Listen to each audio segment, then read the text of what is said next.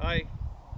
Today we're going to pull a soil core, 5-foot soil core, using a bucket auger.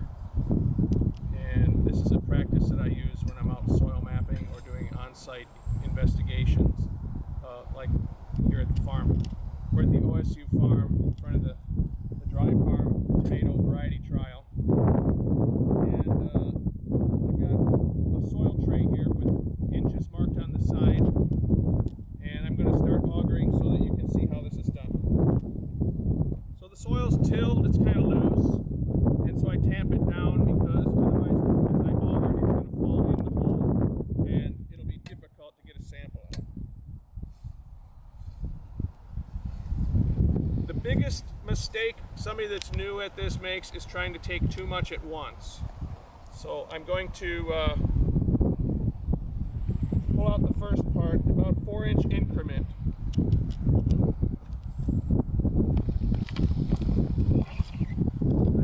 far.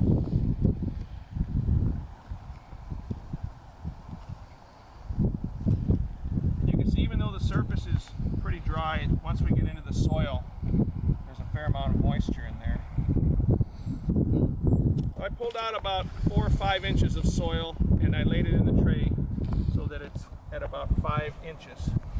And the challenge is to constantly keep the amount of soil in the tray equivalent to what you did in your boring. Already this dry soil has raveled back into the hole. I'll get that out. It'll be easy to tell what's fallen in and what's from the ground by how dry it is today. 1, 2, 3, 4, 5.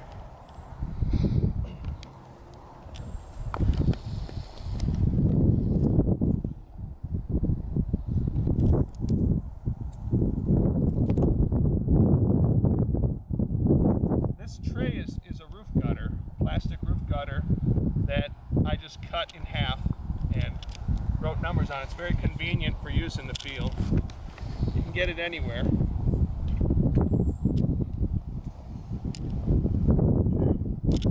3, 4, 5. We'll take 6 that time.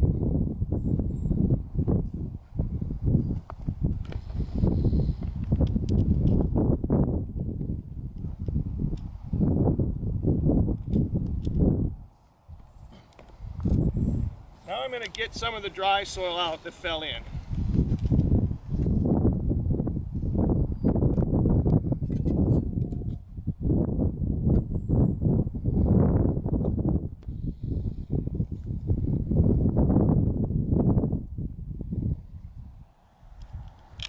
Now the way I keep track of how deep I've gone, I put my thumb right where the ground surface is when I pull the soil auger out, like that, so that's how deep I am.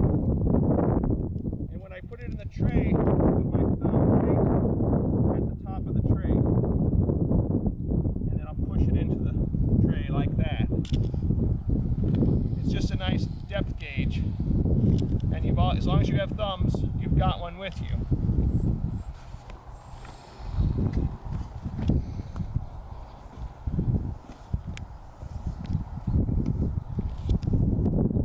This soil is Chehalis silty clay loam, I'm sorry. It's alluvial soil from the Willamette River, and it's a beautiful agricultural soil. And right now you can see the dark colors are from the organic matter. We'll be getting into the B horizon. This is the A horizon. It's dark because of organic matter accumulation.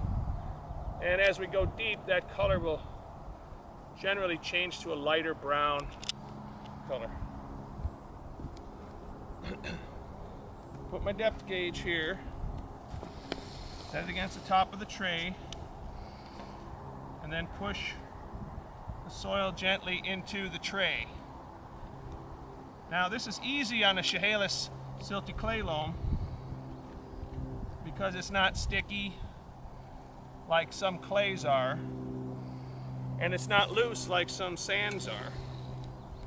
And there are different augers that you can get for using in sandy soil and fleece.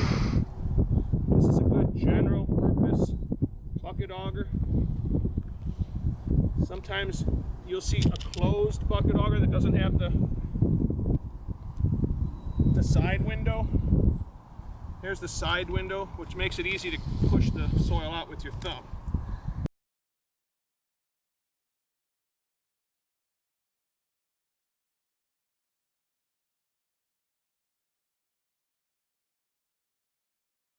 Where I have the depth in inches, I just put a ruler there and wrote it down with magic marker, so I'm not always fumbling around with a tape measure, and it just gives you an idea. So right now the boring is at about 27 inches and still got good moisture.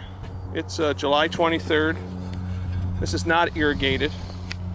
The whole profile looks fairly moist up to the 27 inch mark. So I'm going to go ahead and finish augering this, and we'll show you what it looks like at the bottom.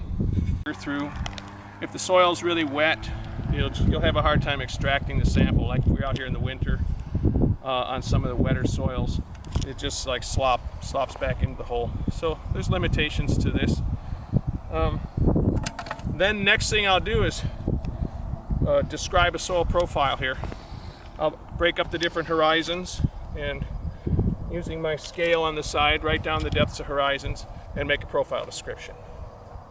If you're a cooperator with the project, you'll just take this sample, wrap it with plastic wrap, saran wrap, and maybe tape the edges and bring it back with you, and then I can describe it from the lab. That's it. Okay. So one thing that's important when you're pulling soil cores is to protect your back. And it's all about lifting with your legs. And I have hurt my back doing this, so I don't want you to do that. And so the way I do it is I bend my knees, I get my elbows kind of on my knees like this, and get that soil auger moving. Now I'm going to use my legs to lift it out of the ground. And then I'll bend my knees again, and I usually use my shoulder on the handle, and I'm using my legs to lift it. So you use your body like a jack